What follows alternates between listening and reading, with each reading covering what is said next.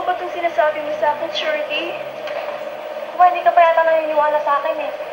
Aba, Ate Madel, ibahin mo ko. Hindi naman ako si Ate Matu eh. Saka isa pa, pag ako nagsabi ng sa'yo ng balita, utok yan, sigurado.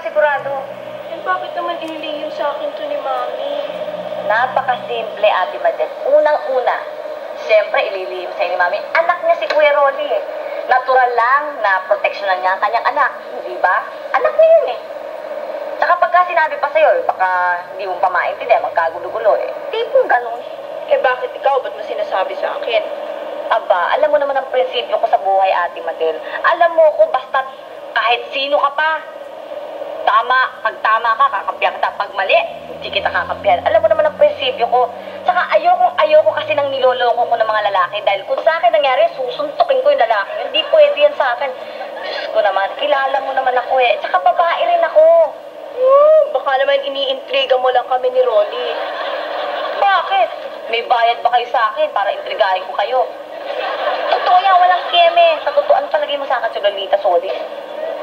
Totoo yan, hindi ako nagbibiro. Talaga, narinig ko. Talaga? Totoo ka. Maniwala ka sa akin, kaya ako ikaw, sa totoo lang. Sugurin mo na yung asawa mo. Sabunutan mo na kung sasabunutan mo. Kahit anong gusto mong gawin, gawin mo na. Sitahin mo na. Hindi.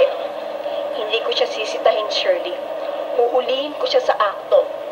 Kapag nahuli ko siya na nanloloko sa akin, magdasal na siya.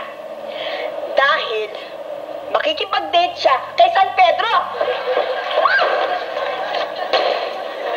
Magalit si Gabriela sila. Matuwagang siya. Nagkalat na naman ang